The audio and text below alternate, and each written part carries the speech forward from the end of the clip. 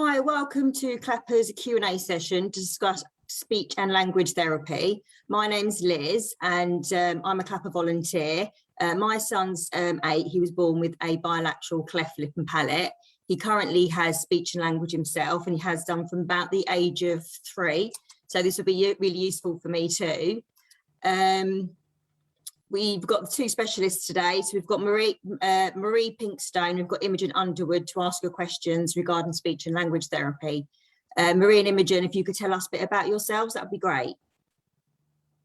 Yeah, thank you very much, Liz. My name is Marie Pinkstone. I'm obviously a speech and language therapist. I'm currently the cleft lead speech therapist for the North Thames Cleft Service. So that incorporates mainly London up until the Thames, which is our natural barrier to our link to our colleagues in the South Thames, and then we go up towards Essex and Hertfordshire. So a population of quite a large number of people, and we are one of the largest cleft centres in the country.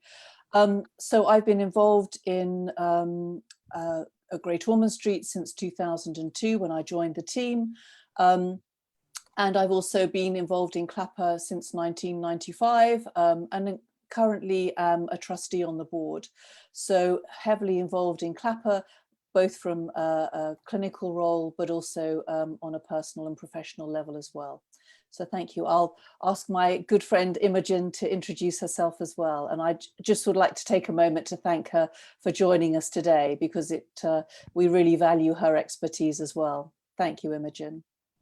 Thanks, Marie, and thanks to you all. Yeah, I'm Imogen Underwood. I am also a speech and language therapist. I am Marie's counterpart in the West Midlands cleft service. So I'm the lead speech and language therapist in that service. So we're based at Birmingham Children's Hospital for our paediatric service and at the Queen Elizabeth Hospital for the adult side of our service. I have also worked there since 2002, similarly to Marie. So I've been qualified as a speech therapist for more years than that, though. So about 20, I think it's about 25 years now, but 19 of those 18 of those with CleftPalate. So I'm hoping that we can help out and answer some of your questions that you have today. Thank you, Imogen. Also, we're joined by Mel, who also has a child with a cleft. So if you could introduce yourself, Mel, that would be great. Hi, yes, I've been involved with CleftPalate for 10 years now as a volunteer. I have 3 children, 2 daughters that were born with a cleft, one with the cleft palate and one with just a lip, both with the unilateral. The daughter who had a cleft palate needed some speech and language therapy for a short time, so this would be relevant to me as well. So that's it.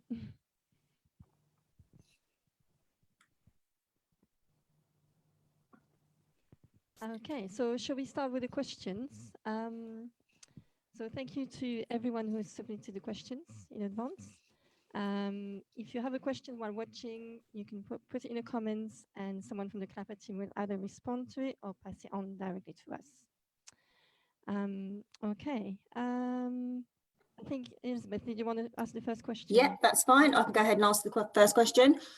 Can we just ask, what causes speech issues in people born with a cleft? Why do some children with a cleft palate have issues with their speech while others don't? Okay, well, thank you.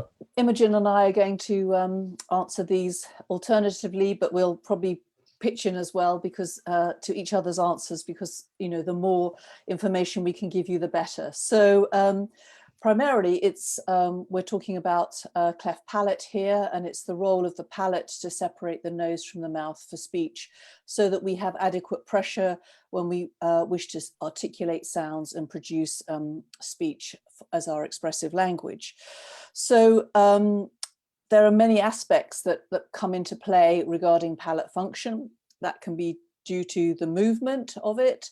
It can also be due in relation to the space that it needs to fill. in the back of the throat, or the what we call the velopharyngeal port, just to be technical there.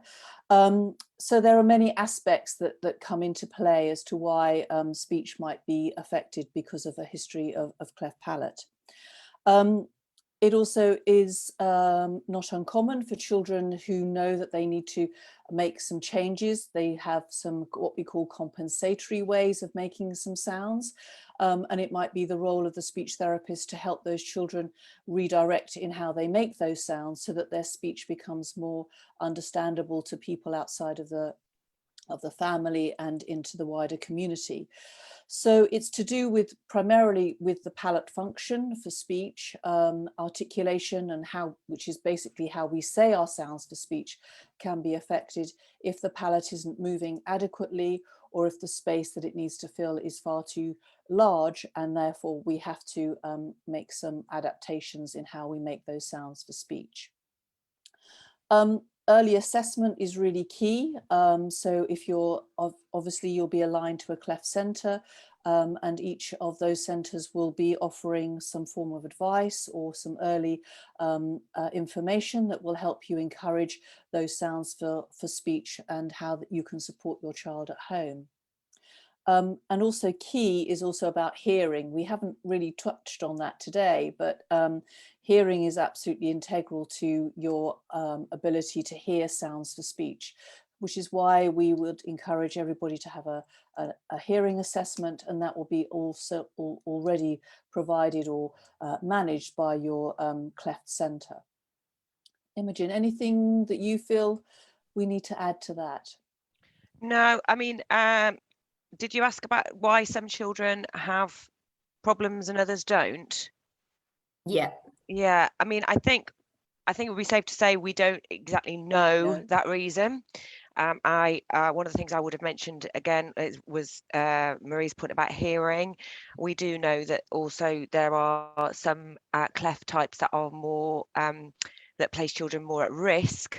But saying that, you know, sometimes children with a very mild cleft can have problems, and we don't know why that is the case and why some children develop compensatory errors and why some don't. There's lots of thoughts and beliefs around that, and we're trying to find that out. But I'd say if we were really honest, we don't know. There are lots of factors that come into play, I'm sure, is what we kind of believe, I think.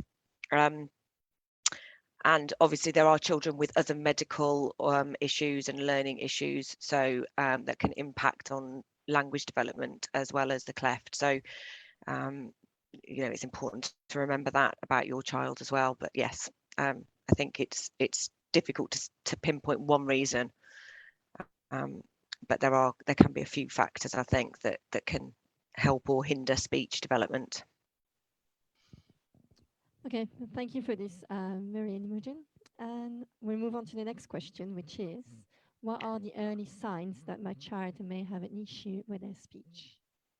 Okay, so as Marie said, I think just earlier, your speech therapist in your regional cleft service, your team in your area will be keeping a close eye, or should be keeping a close eye on your baby, really, particularly from post when they've had their palate repaired, but even before that to some extent. But once they've had their palate repaired, you will get quite a lot of support in terms of advice and assessment, monitoring, so that they can be aware of and pick up any early signs that there might be a problem. And you know, it's important to remember that all children develop differently, and speech develops faster and slower in some children, so not to panic is the first thing. But the signs that we would look out for that would signal that perhaps we have some concerns about the palate or their speech development would be kind of if there were a lack of babbling. A technical term we use would be canonical babbling, but if they get to a certain age and they're not really vocalizing or babbling as we would like, that can be a bit of an indicator that things are perhaps not developing you know, that we would necessarily be happy with.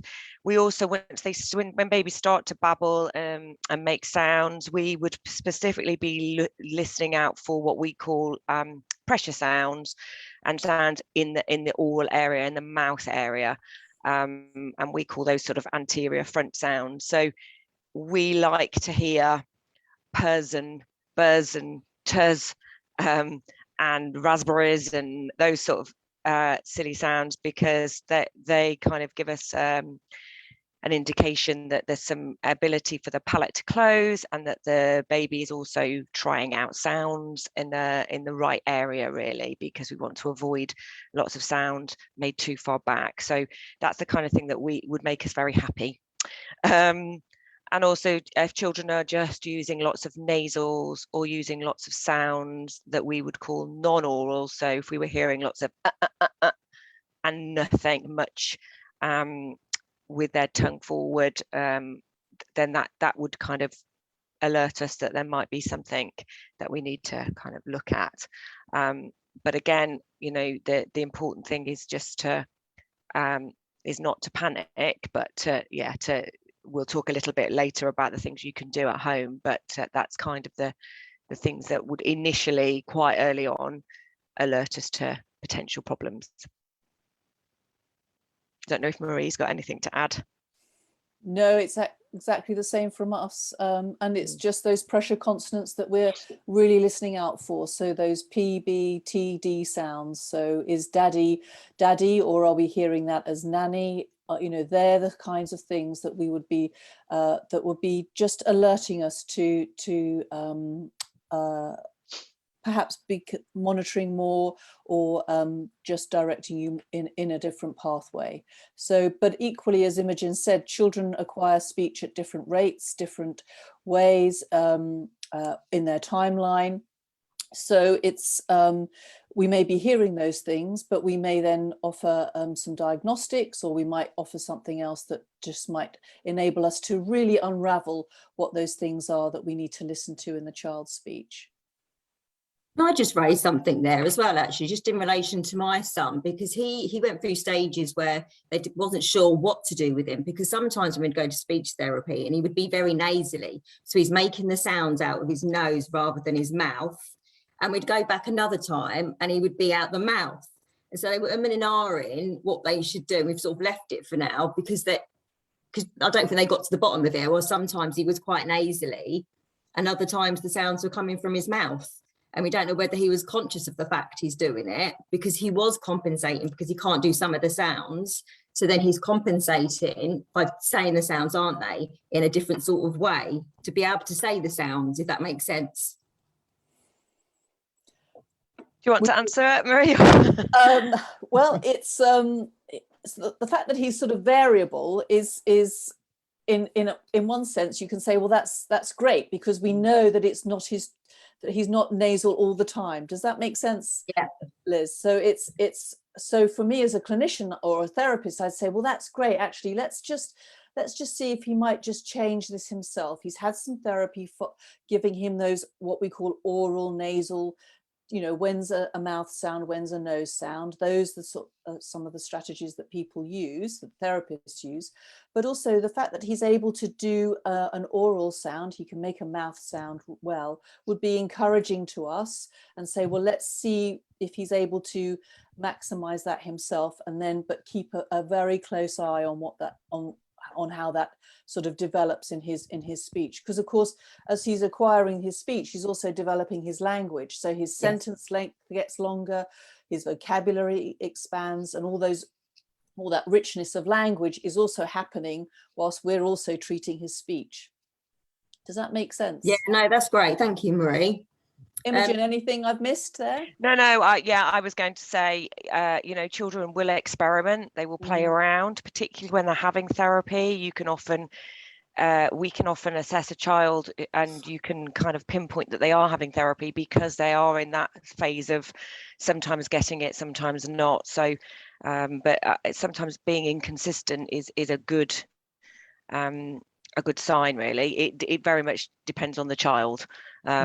So it's difficult to answer specifically, but yeah, that does happen, and I think that there is as children develop, they need, it's that awareness that they're making different sounds and they're getting their own feedback and self-monitoring, and it can be a sign of change, being inconsistent. So yeah, that's Great. why hearing is really important. I think somebody's asked another question about hearing, but Yes, we do have a follow-up question, which I'm going to read out. So it's, would a child with severe glue ear need more speech therapy?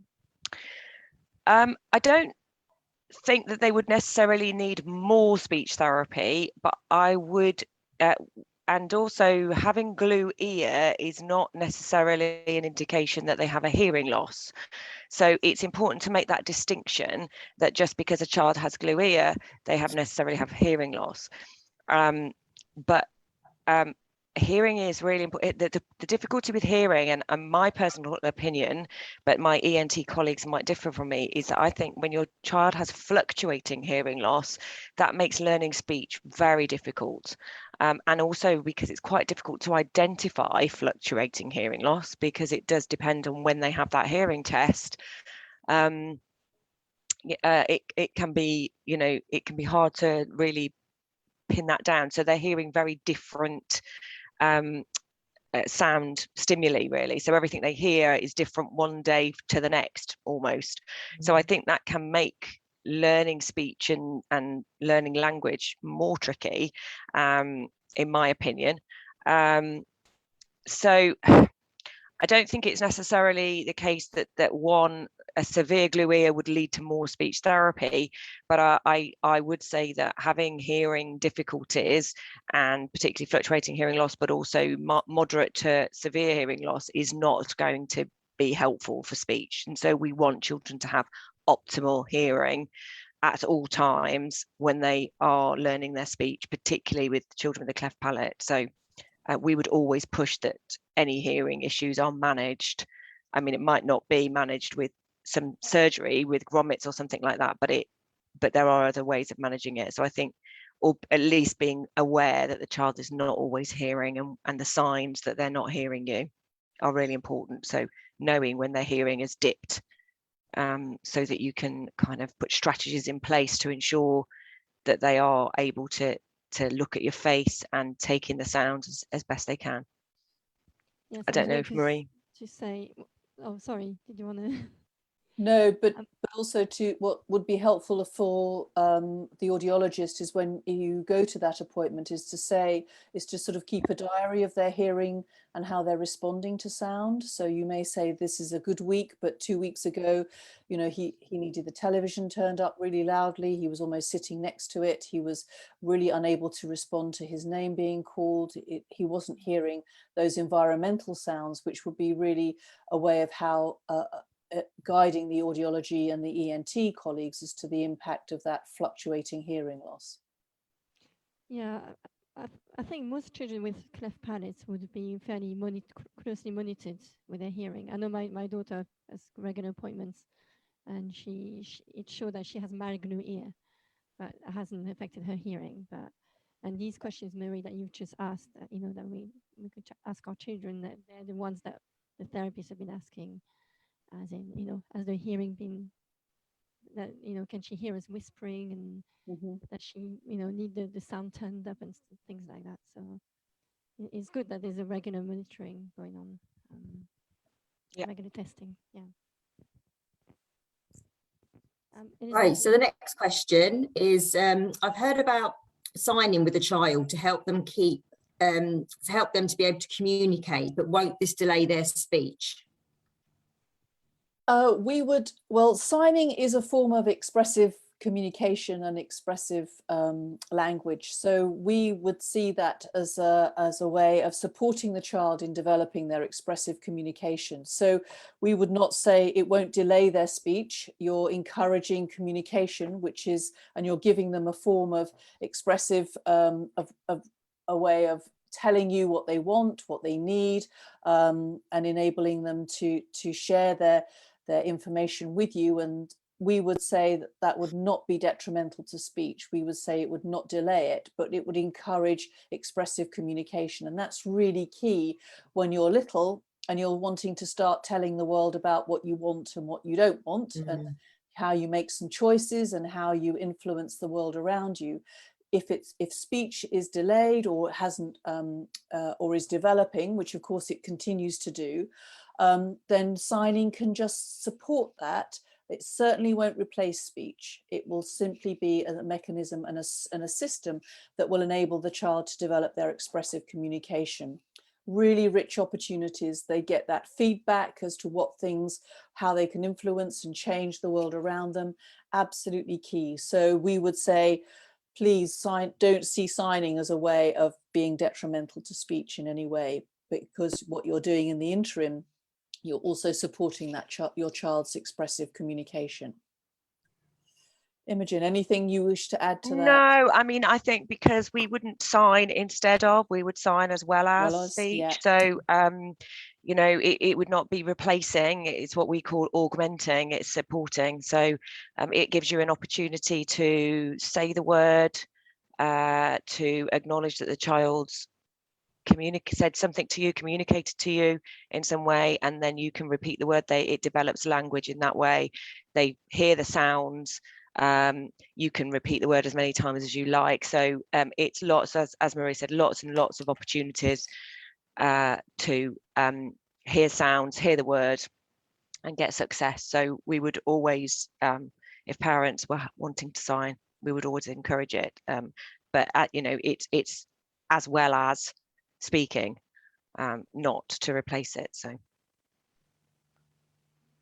Okay, thank you for this. Right, so for the next question, we've had quite a few coming in on the same topic, so we've sort of combined it into one single question.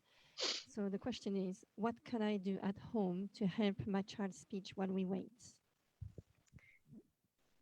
So this is it's quite a difficult question to answer in many respects, because it does depend a lot about like on the age of the child, and what sort of difficulties the child is experiencing. So kind of when you've got little ones at home, there's lots of things you can do in terms of sound play and making fun out of speech.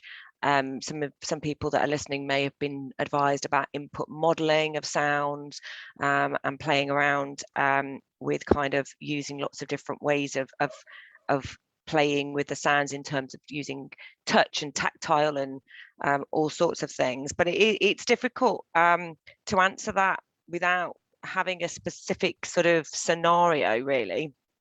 One thing I would definitely advise anybody listening is go to your either your local speech therapist if you have one involved, or just contact the Cleft team, speech therapy team, that supports you in your area, because they would always be more than happy to give you some advice for how you can help at home, and some of the things that you can do. There are quite a lot of things that you can access on the web, and there's lots of, I know each service have lots of links on their own websites that take you to various kind of leaflets and information, and little videos. We recommend lots of videos for parents, depending on the age of the child. So, you know, while you wait, there are lots of things that you can do. But one of the, you know, I think it gets harder as the children get older, because you'll have more sort of specific advice to follow, depending on what the difficulties the child actually is experiencing. But one of the things, you know, you can never hurt by modeling lots of sounds and words and just making it fun, and, you know, playing games with sounds and getting and talking about, you know, reading books, looking at pictures, encouraging language, talking about which sound goes where as the child gets older, and can talk about what, you know, which sound is at the front, which sound is at the end, depending on their age and their ability to do that. So you can never harm doing that, as long as my one sort of kind of warning about that is don't put too much pressure on them, and you know, we really demand speech is never helpful. So kind of say this, say that, do this, do that, tell me this, what's that, never develops language. So that's, you know, that they need to hear the sounds, they need to hear the words.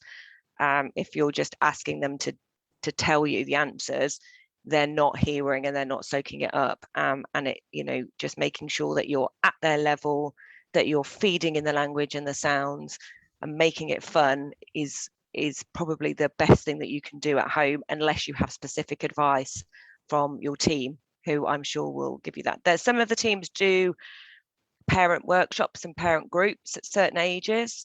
And definitely when you go for your standard protocol assessments, I would get all your questions down and make sure that you ask everything when you go in there, because they will give you lots of advice on the things that you can do at home with your child to encourage it, and which sounds are difficult and what you can do to try and help develop those sounds. I don't know if you've got anything else, Marie. No, absolutely, Imogen's just the same as I would say, and really to acknowledge that, you know, it's about acknowledging what the child says and then rehearsing it back to them so that they have the correct models, so that all the time you're inputting and you're giving them the right target that you're aiming for, but not expecting it to be put back to you. The say this, say that does not actually work at all, and you're then making speech a much more pressured scenario than it needs to be. It should be relaxed. We learn speech spontaneously. It's a relaxed, easy way that most of us acquire our speech, and that should be no more. We shouldn't place more pressure for those children who have a history of cleft palate. So it's always about reducing your language length, acknowledging what they're saying, and rehearsing it back to them.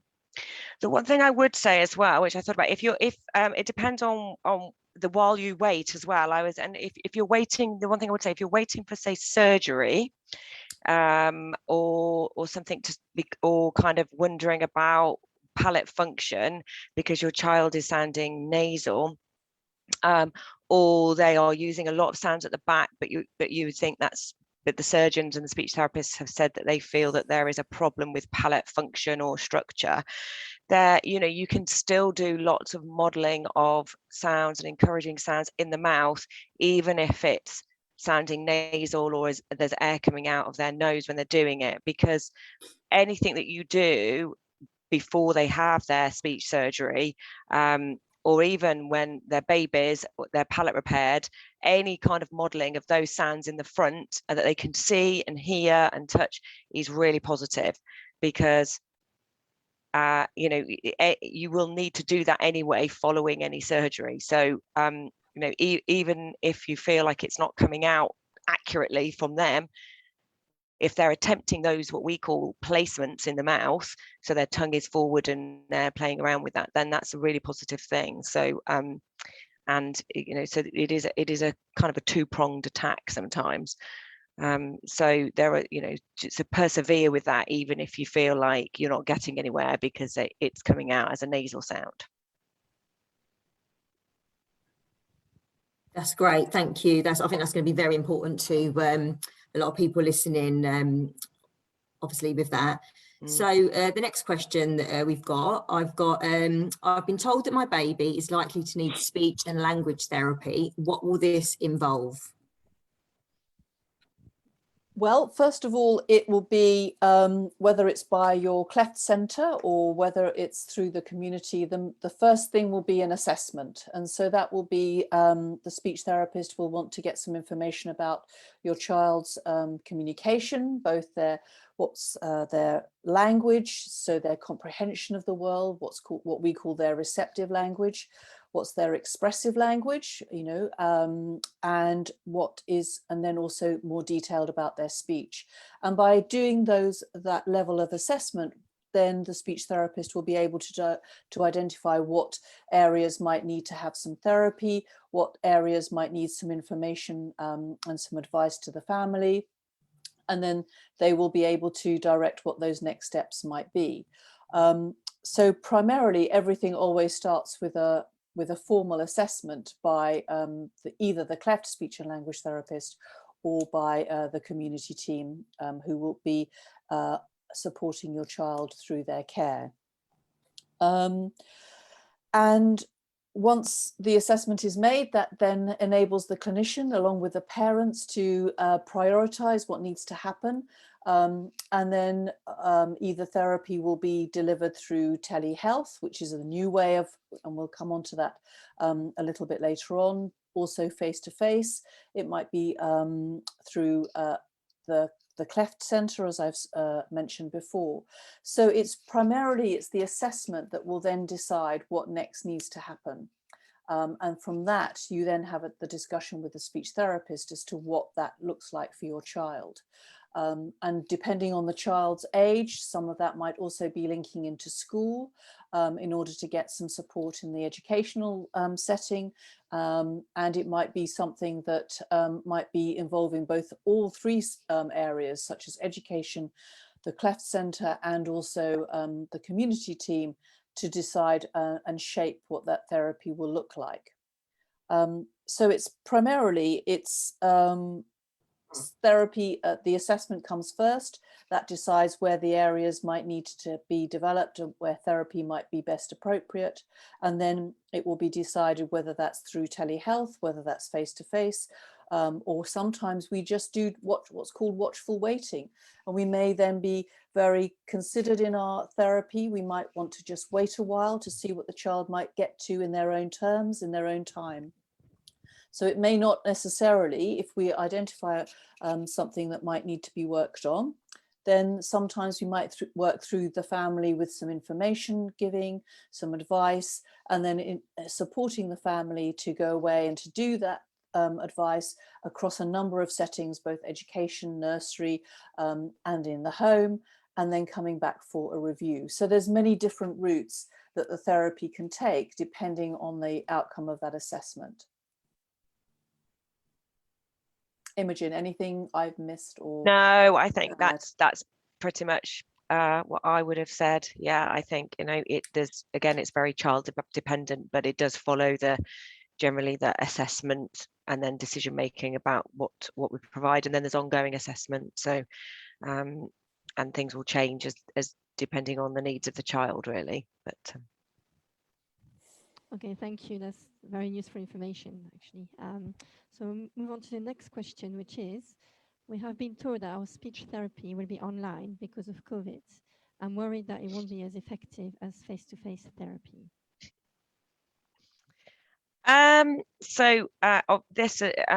Before COVID, I think we, as a group, speech therapists were looking at telehealth and providing, particularly in the world of cleft, because we do cover such large geographical areas.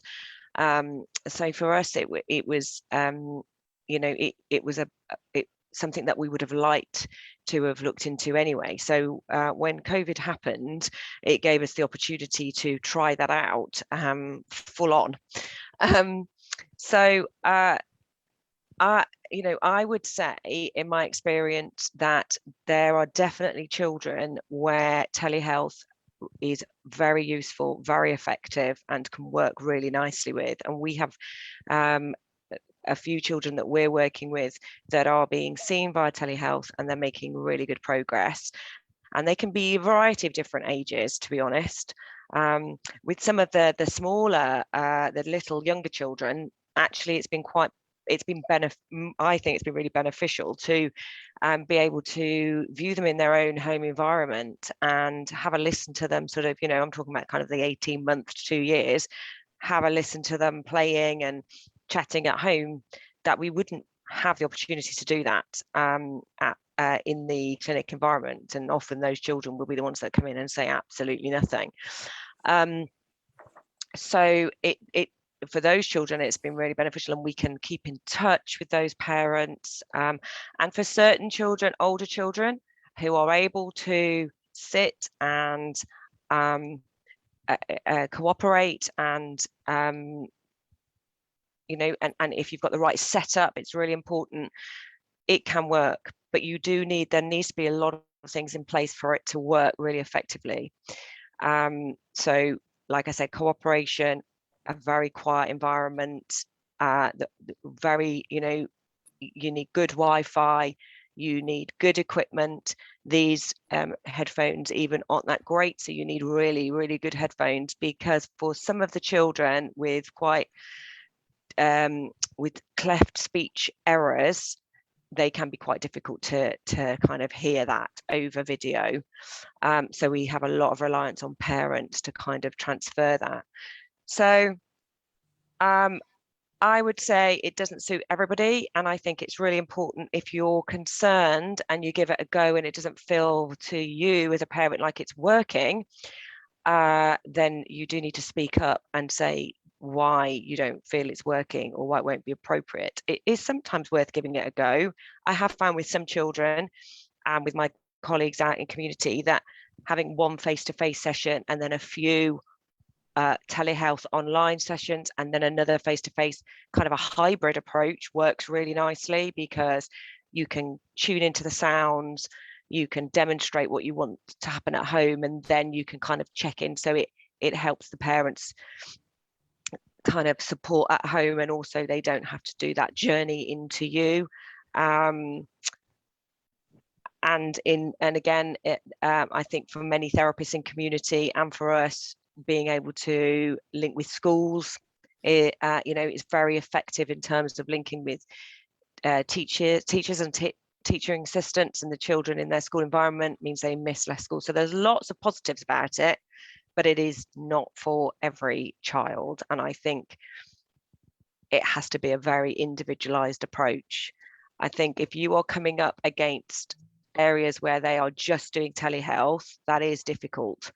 And I do know that that is happening. And I don't know if Marie has any advice for that, but I know that's really hard, because it is not I think when COVID happened and it all went online, I think people got very excited that this was the way forward, and it was going to be brilliant across not just cleft but speech therapy. And I think what we're learning now is you cannot take away that hands-on, face-to-face therapeutic relationship that a speech and language therapist has, and with the parent and the child in the room, would be my humble opinion.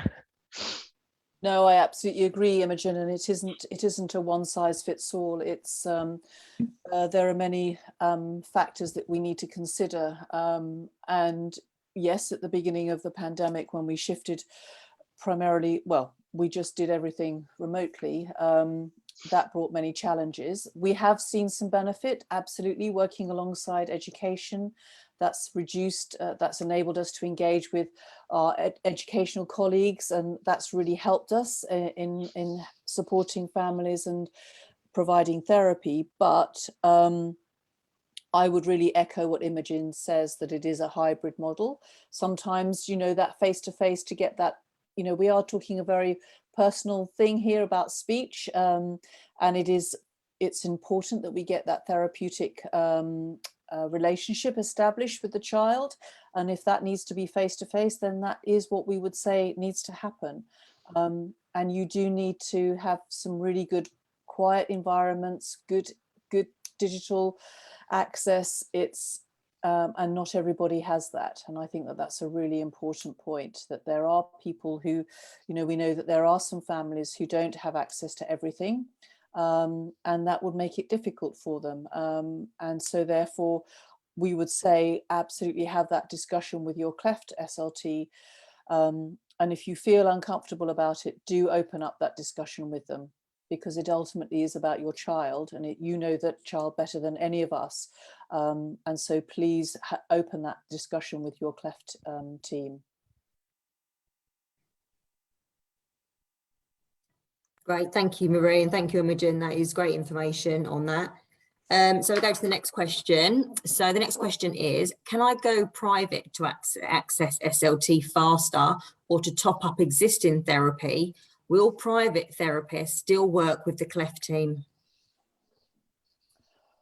Well, we can't say no, that you can, of course you can access, if you can access private therapy, that's up to the family to trigger that.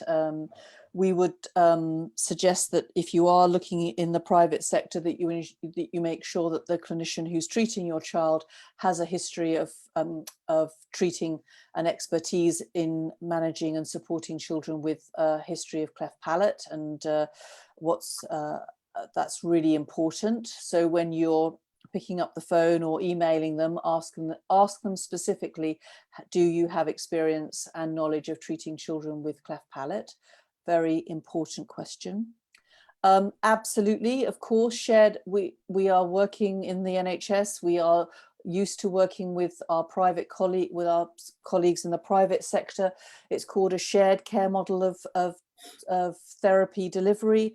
What I would say to families is to make sure that everybody is knowing who's treating your child. It's absolutely fundamental that the whole team know who is involved in your child's care, because what you want is that cohesive and collaborative working, not people working in isolation, because that is only detrimental to the child and to the family.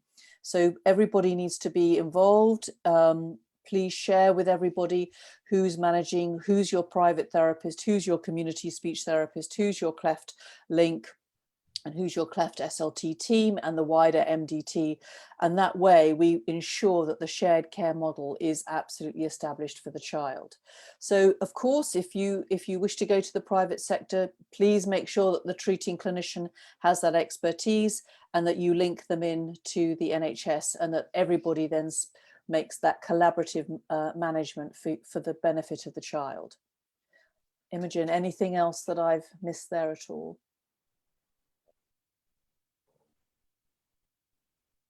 No, no, I would agree entirely with that.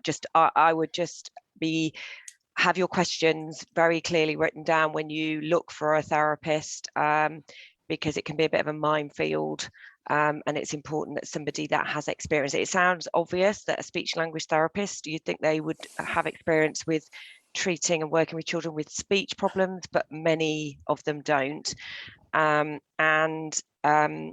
Also, you know, there are lots of newly qualified therapists that have gone straight into independent private practice, which is fine, but you do need to find out about the level of experience of the therapist. You know, if you're happy with somebody without experience, that's fine, but they're questions that you need to ask, and asking if they will be happy to liaise with the NHS therapists involved with your child's care and therapists at the Cleft Centre is really important, because if they say no, then they're not somebody that you want to employ because they need to be able to interact and liaise with those people that are specialists in that area. That's how we work with our local community therapists across the region, and independent therapists should not be any different, really. So, I mean, I've had some really positive experiences with working with private speech therapists and some not great experiences. So I think, you know, just be careful about who you approach, and have your questions ready about the experience and their kind of knowledge base. Just on the back of that one then, just in case other people might ask, because obviously would speech therapy be different to a child with a cleft to having someone that's just got speech issues because they've got speech issues? So it very much depends on the speech issue, but there are factors with a child with a cleft that has a cleft palate or has palate related problems that will mean that you sometimes have to treat it differently. Yeah. So if you come across somebody that has a lot of experience with disordered speech and really significant speech sound disorder, then they probably would be better than somebody that has just experience in general what we would call phonological delayed speech, because it is quite a different it is quite different, and we would work differently and we approach things quite differently. But in terms of the cleft, it's just very important. And if they haven't got that experience, it's even more important that they link very closely to their cleft team, because if there are problems that would signal that it's a palate related problem that they miss, that then that can be, you can keep going on with therapy when actually it's something else going on with the palate. And likewise, if you've got a therapist that's encouraging parents that this has to be fixed with surgery, and we know that that is not the case, that can be quite difficult to break. So I've had lots of discussions, it's been really difficult for parents to really get their head around the fact that this is not a problem with the palate and it won't be fixed by surgery, because they've been told for many sessions that there is nothing that can be done unless this child has some surgery. So I think an awareness at least of cleft palate and quite a lot of experience in working with children with speech sound disorders is at the very least what you need to be looking at.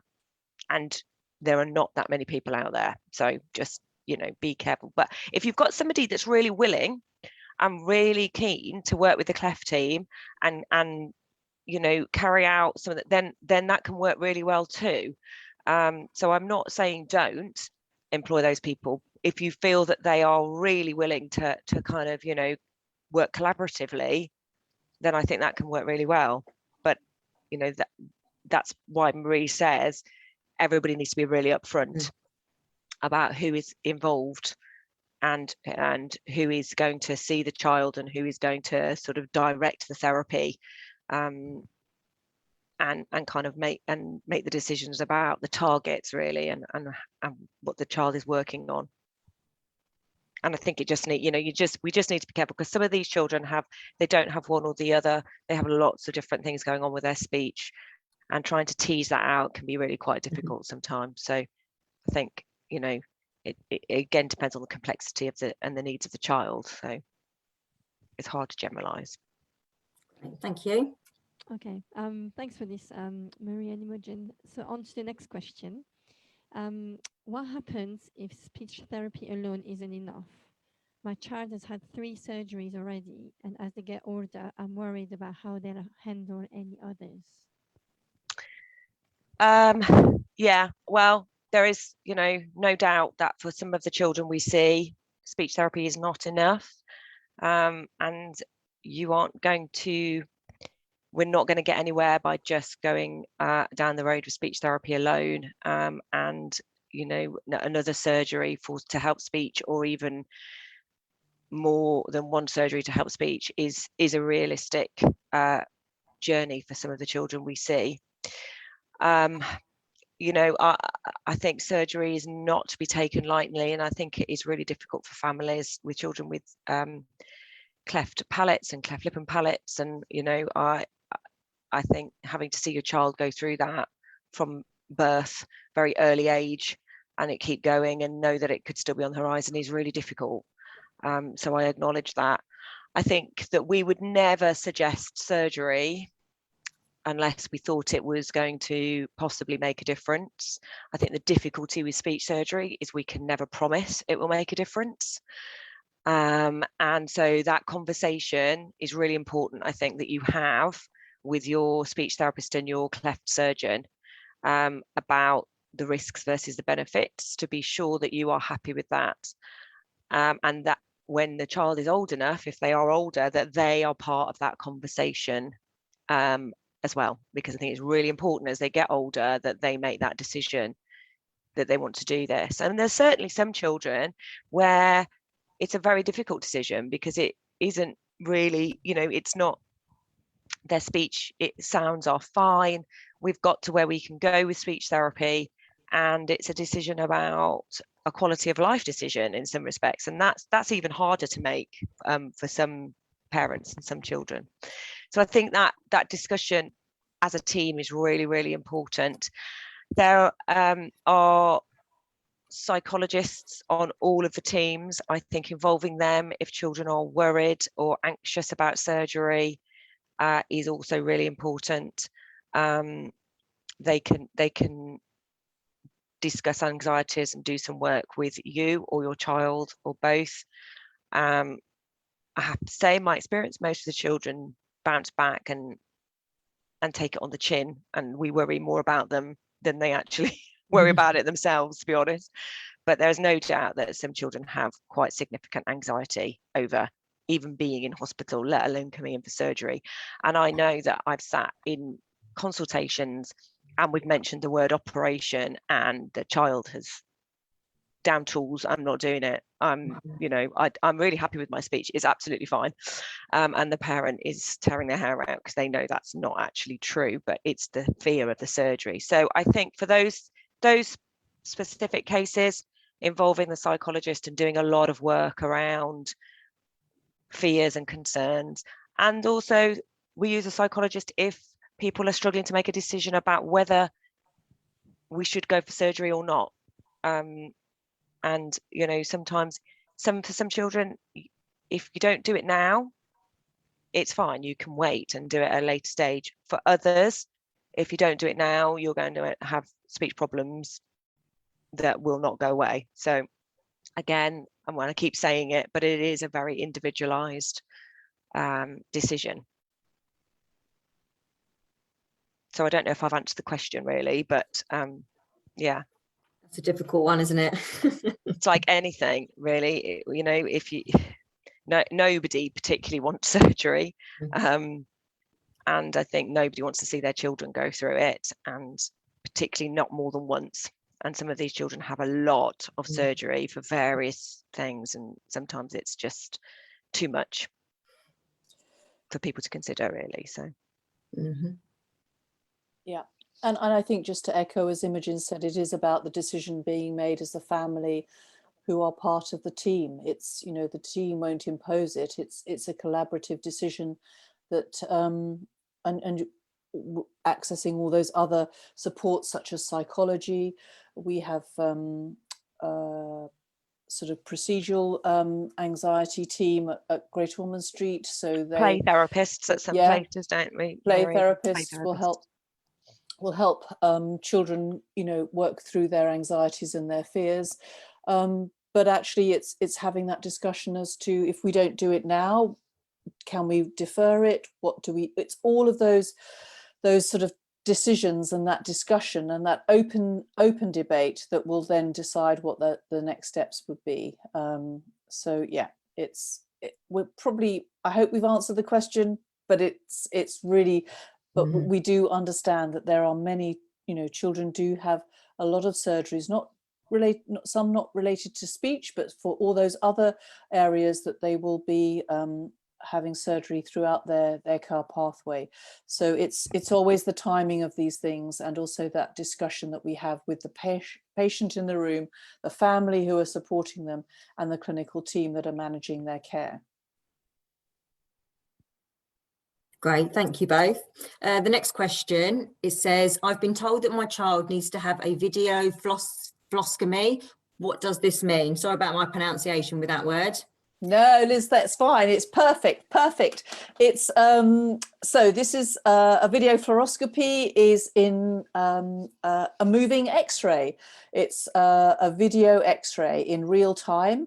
And what does it do? It enables us to actually see, both the surgical team and the speech and language therapists, how your child's palate is moving for speech. So it helps us as speech therapists to look at what might we be able to change through therapy. So are they making some sounds in different places, and is that going to help us in how we change their speech through therapy? But also it will help us see how their palate is moving in real time for speech. What's its movements like? What's its relationship? Is it being able to make the movement and the closure that it needs to? Is there a little gap? Is there a big gap? All of those things are what we see when we look at a videofluoroscopy, or what is basically a moving X-ray. It shouldn't last very long. It's probably about, well, in my centre, we aim to keep it as brief as possible, 30 seconds to a minute. So it's not huge length of time. Yes, you're exposing your child to radiation, but it's minimal exposure and equivalent to a dental X-ray. So it's not like a major sort of exposure rate, but what it does do enables us to objectively see how the child's palate is moving for speech, and also its relationship to the back of the throat, and what is it that we're actually what we hear in speech, but also it enables us to see speech as well, which is pretty remarkable. So yeah, that's what we do. That's what videofluoroscopy is. And all the centres across the country will be offering that service to the patients and families. Is this fairly new? I must say, I've never heard of it before. No, it's been pretty standard all the time now. All through. All the way, yeah. You might have heard of it more. People come across it quite a lot with swallowing problems. So videofluoroscopy swallow studies, where it's a moving X-ray of a child swallowing food to see if they're struggling with it on swallowing. But no, we've used it for the entire long time that we're there. Yeah. Okay, thanks for this. So the next question is, I have some real concerns about my child's speech, but I don't want the Cleft team to think of me as a problem parent. What's the best way to raise my concerns? Well, I would just say it's always better that we know about the concerns and then we can talk to you about it. So never worry about being a problem parent. You can email, well, in our centre, you can email the Cleft service, you can pick up the phone and phone us, leave a message if you can't speak to one of us, and we'll get back to you. And then, you know, because we do have the access to telehealth now, sometimes we'll just arrange a video call to chat things through, or we can just give you a call back and find out what the problems are, and then bring you and your child in should we think that that's appropriate. But yeah, no matter how big or small you think the problem is, or how silly, or you know, that you should know it, or just pick up the phone. Nobody in our team, and I know nationally across all the centres, nobody would ever mind talking to a parent. We would much rather know and help than, you know, find out a year later when you arrive that actually you were really struggling and you wanted to talk to us but didn't know how. So everybody, all centres, Cleft units you should be able to find out the contact details really quite easily online. But if not, you can just call the kind of Cleft team, and they'll always put you through to speech therapy if it's not in the same place. That would be my short answer. Always speak up. Always speak up. I absolutely echo. You'll know something that we don't know, and actually, you know, it's important for your child's care. And even if you've gone to the Cleft team and you've talked it through, but you still have some concerns and you're still anxious, go back to them for further clarity. Absolutely. If it takes 1 session, 3 sessions, however many times, we have that responsibility to you as families. And you know, it's an honor to care for your child. It's our role in order to give you that clarity and that reassurance. So no matter how many times, if it's the same topic, once, twice, 7, 8, please pick up the phone and contact us. It's absolutely. There's a huge amount of information that you as parents are expected to take on board when you have a child with a cleft palate or cleft lip and palate. You know, right from birth, you're kind of overloaded with such a lot of information about this could happen, this might happen, and you're dealing with just the whole diagnosis of it. And then, you know, the speech is not straightforward. The speech development and the things that can go wrong or be a problem, and sometimes they don't go wrong. But getting your head around all of that is complicated. And palate function is not something that a lot of speech therapists don't know about palate function. So it is not easy. So if you come in and walk out of an appointment and think, I didn't understand a word of that, then pick up the phone and, you know, write down all your questions and just ask us again. So, because there's so much information that you need to take on, and it's complicated and it's very medical, and you're also, you know, it's an emotional time. So definitely just speak up. And I would also add to Imogen's point, which is really valid, about the load of information that comes to you as comes to parents is also that actually, if you're the person if you're the parent or the caregiver or whoever who brings the child to the appointment, and then you go home and somebody asks another question, because they will, granny, grandpa, somebody else outside of the family will ask a question that you might not know the answer, but may be creating some concern or worry for you or for the family, then do come back to the team to ask for clarity. It's at the end of any consultation of mine, then we would always say, if there's any questions, please come back to me, because we're here to provide that support and reassurance. So yeah, that's part of our service. So yeah, absolutely. Sometimes I think it helps. I know sometimes you might feel a bit silly. I've done it a couple of times when we've done the MDTs. It's just taking a pad and a piece of paper, something really simple. But sometimes, because there's so many people there, and you feel a bit silly sometimes. But I will sit there and I'll say, I know it's a silly question. And they're like, no, it's not a silly question.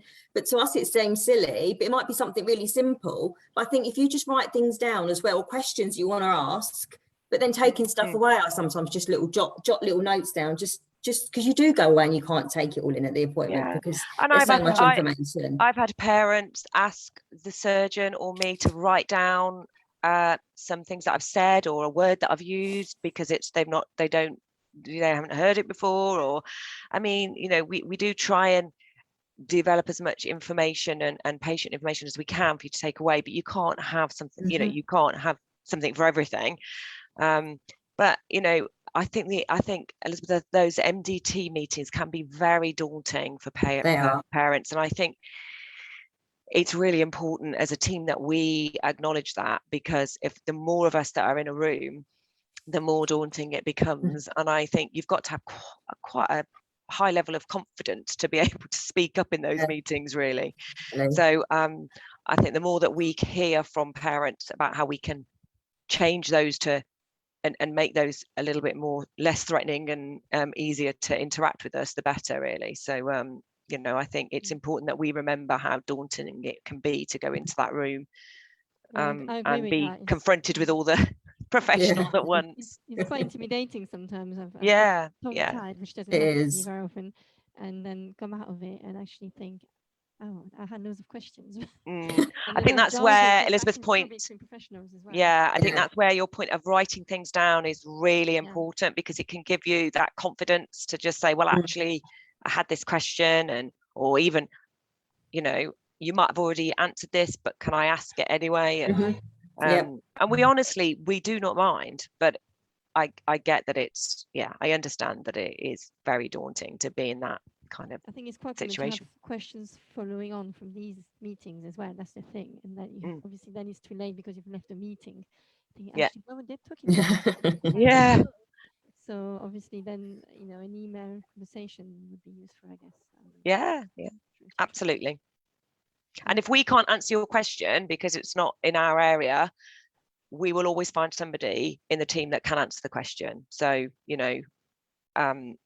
normally you do know who to address the question to, but if it's not kind of something that I can answer, I will find somebody in the team that can then get back to you. So thank you. We do have a pop-up a question that's just popped up related to our last question. So it's, will my child's speech change after the bone graft? So the speech sounds are Marie might disagree with me on this, but in my opinion, the speech sounds that a child makes are unlikely to change significantly, if at all. The thing that might change is if your child is losing air down their nose because of they have a gap. So if you've got an alveolar bone graft and the surgeon actually then, they fix the gap, the fistula, at the same time, and so that's blocked off. If you've been hearing air coming down your child's nose, that might stop happening. So they might sound like they have less air coming out their nose. That is a possibility. But in terms of their speech sounds specifically, then no. And it certainly will not get any worse. It's not going to impact on speech in a negative way at all. No. Yeah, I absolutely agree, Imogen. We wouldn't expect it to change at all. Great, so let's move on to the next question. I know I'm looking at the time now. Okay. So the next question is, my child really struggles to be understood. I want to keep them in mainstream school, but I'm worried they're not getting enough support from teachers. What are the school's responsibilities and how can I make sure they get what they need? Okay, well, we would say, I think what we would advise is to share your child's, if you feel comfortable with this. I think it's always good practice for the school to be aware of the child's history and their diagnosis, because they will be managing your child when they are in that educational setting. So they have responsibilities to look after your child when they are in school. So the more information they have, it enables the school to then make sure that they're meeting all your child's needs, both from a health perspective, but also from an education perspective as well. So I would suggest, speaking to the school, alerting them to the child's history, and what that also might mean for them for the future. So we know that a number of, children with cleft palate will have a number of hospital appointments. It's important that the school are aware that this big multidisciplinary team is involved in supporting the child. And within that, there is a speech and language therapy service, speech and language therapists who will know their child well, and to link the two together so that there is this shared care model, and that we, as the cleft SLTs, can then liaise with the school to support their child in whatever way that they need with regards to their cleft speech and language therapy provision. So it's important about being open. It's also about being enabling, if the school are worried at all, that they link into the cleft and the community speech and language therapy service to make sure that they've got the assessments in place that they need. And that actually it's opening up that dialogue, that perhaps an assessment might need to happen, and that will ensure that the child's needs are met, and that the whole team are working towards making sure that speech is at its optimum for that child. So it's very much about collaboration, about sharing information and making sure that the school has the right information that they can help support the child whilst they're at school. There are, for children who have lots of complex issues, then there's an educational health care plan, an EHCP, which is a formal way of getting additional help for a child. That needs to work through the SENCO, which will be in the school. That will trigger an assessment by an educational psychologist. And then there's a legal framework that is written with regards to the speech and language and all the educational provision for that child. That will be driven by the school, but also the parents can link into that and are absolutely key players in making that document go through towards the Education Council. So it's primarily at the first stage, it's about linking in, giving the diagnosis, informing the school that this is your child's history, and how can you work collaboratively with the cleft team to make sure that their needs are met. Anything else, Imogen, I've missed out? No, I've got nothing to add to that. That's, yeah.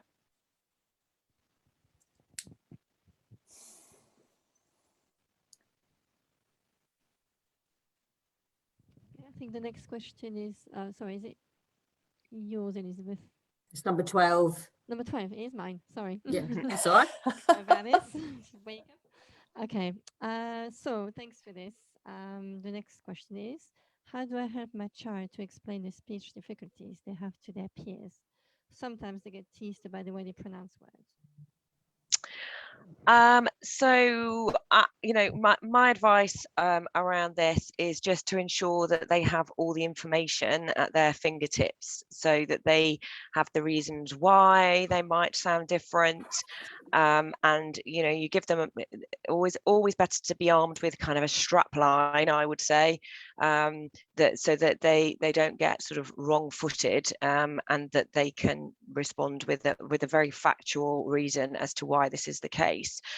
Again, we've talked about psychologists on the team, and they are really good, the psychologists on the team, in terms of working with the children to support them in when they're being teased, or just even simply being asked questions, which children do ask questions about how they sound or how they look. And I know that just making sure that one of their,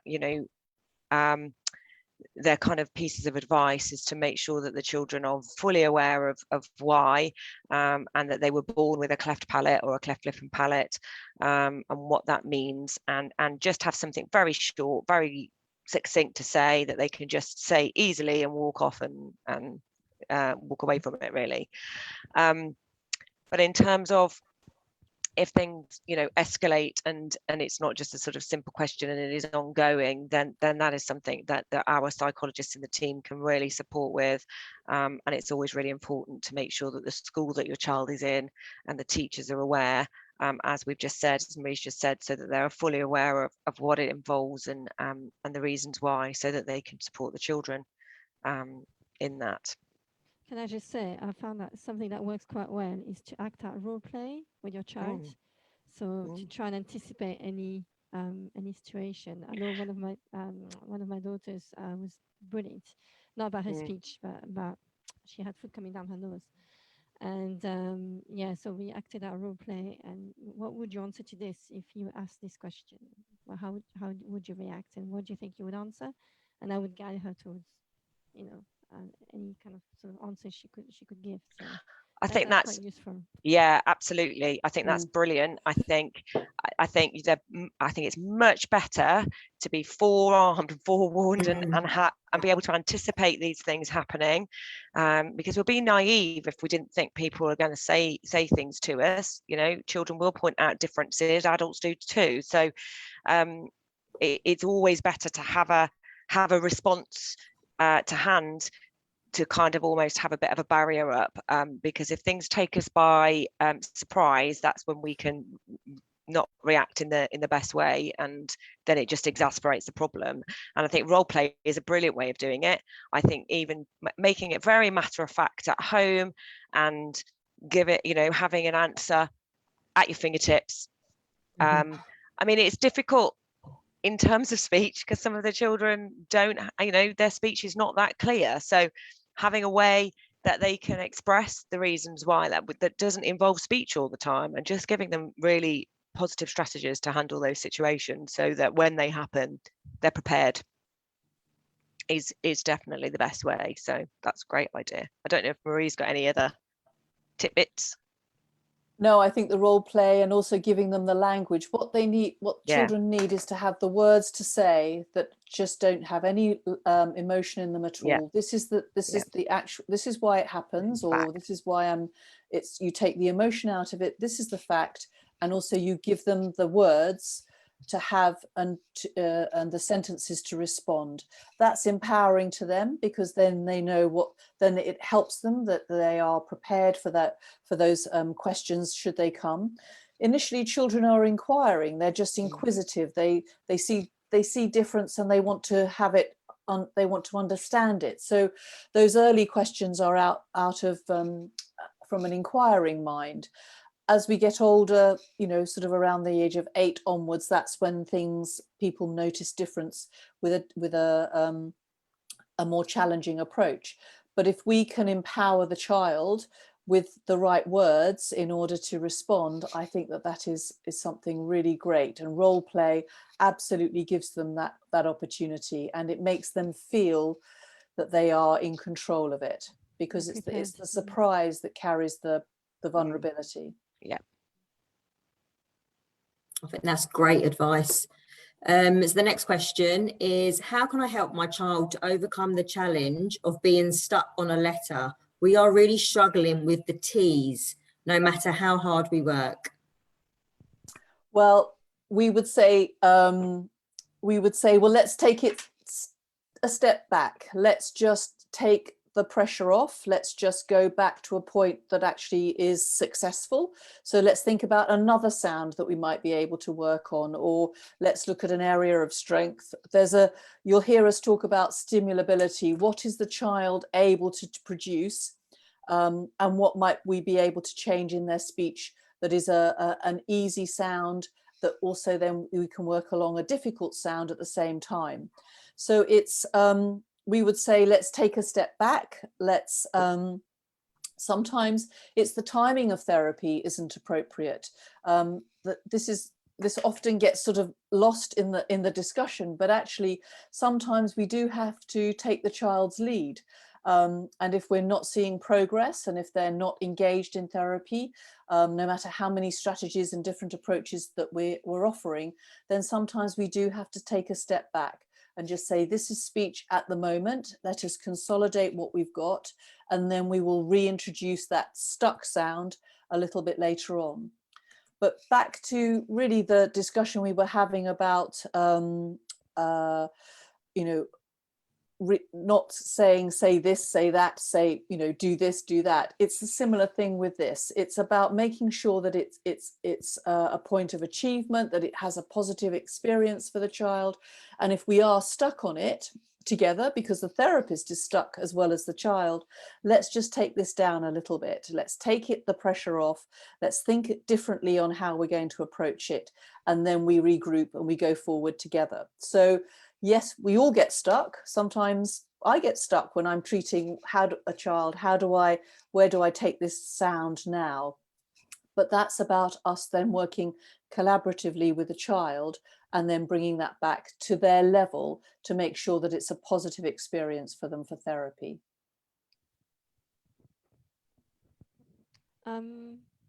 Okay. Thank you for that, Mary and Imogen. So the next question is, sorry, there's a pop-up question. Yeah, I think it's right, saying yes. skip the next So question skip the because I next one. think because also I think basically I think the person that asked the question has answered their own question really. If you're Right, putting too much pressure on your child, then back off. Okay, so we'll move on. It's never helpful. This is the last question then of the session. I'm 44 and was born with a cleft palate. I've always had problems being understood by others, but I'm worried it's too late for me to change how I speak. Can anything be done? So there's just one answer as far as I'm concerned. Yes, absolutely. You're never too old to change your speech. And obviously it does depend on the speech problem, what we can do about it. So again, it would involve an assessment. If it is something related to, if we feel it's related to the palate and how the palate is functioning, and whether that it is not quite, you know, as Marie said right at the beginning, the velopharyngeal port is not closing off, then you would have what we've talked about, videofluoroscopy assessment, and we could talk about potential of surgery to help that.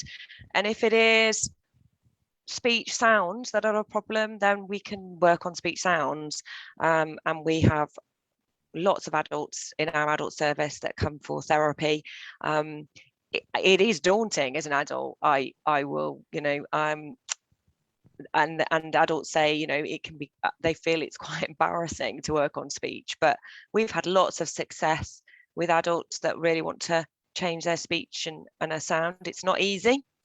So motivation and a real willingness to do it and to put in the practice is absolute paramount. It won't happen if you don't practice it, because it is not easy to change sounds, but it is possible for sure. And some people have both of those things going on, so we would unpick that and do both of those. So but a resounding yes. So contact your local cleft service, ask for an appointment, get a referral from your GP for a referral into the adult cleft service if you're not already known to them, and ask to see the speech therapist as part of that assessment. It's never too late to work on your speech. I don't know if, Mary, do you have anything to say? No, just to echo what Imogen has said, absolutely. Go to the GP, raise your concerns, get the referral to your local cleft centre, and then you're starting that discussion, and then you'll have the assessment and everything else that we've talked about before. Okay, we do have another question that's just popped up. It's slightly different to what we've been talking about, Yep. but it's related to snoring. Can cleft lip and palate make my snoring worse? Who should I talk to?